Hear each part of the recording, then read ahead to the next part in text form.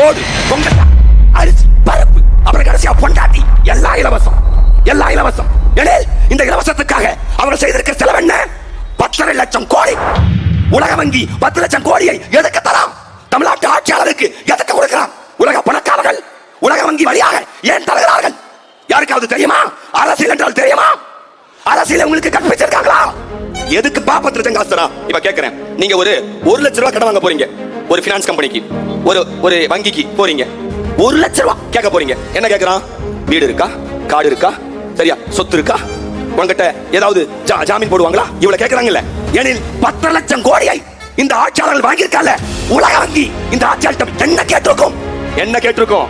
இந்த நாட்டில் இருக்க கனிம வளம், காடு வளம், நீர் வளம் அனைத்தையும் எழுதி கொடுத்துட்டு இவன் வந்து கொண்டு வந்து வீட்டுக்கு 1000 2000 கொடுக்கலாம். யோசிச்சு பாருங்க. சேலம் ஸ்டீல் பிளான்ட்டுக்கு தேவையான நிலம் பெருது 100 ஏக்கர். ஆனா ஆட்சியாளர்கள் 1500 ஏக்கரை பிடிச்சு வச்சிருக்கான்.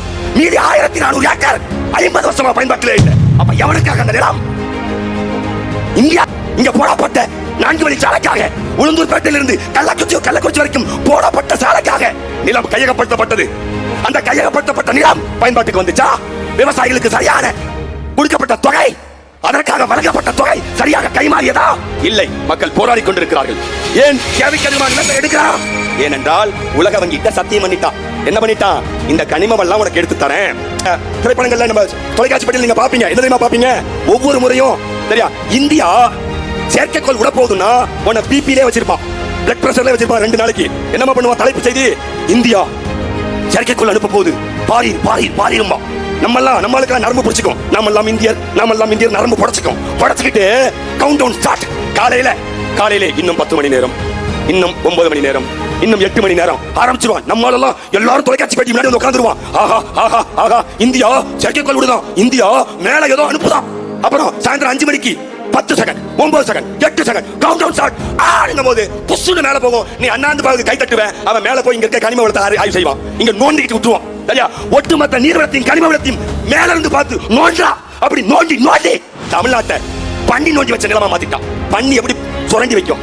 விஜயநகர பேரரசின் இறுதி காலத்தில் கிளம்பி வந்த ஒரு இனக்கூட்டம் 800 ஆண்டுகளுக்கு முன்பு பண்டிக்கொடியை தூக்கி கொண்டு வந்தது. அந்த பண்டிக்கொடி கூட்டத்தோட கடைசி தவப்புதல்வன் உதயநிதி ஸ்டாலின். அதனாலதான் அவன் கடைசியா நடிச்ச படத்துல பண்ணி மேப்பான். உங்களுக்கு தெரியாது. நீங்க முட்டா போய் கூட்டவனுக்கு அரசியலே சொல்லப்படல.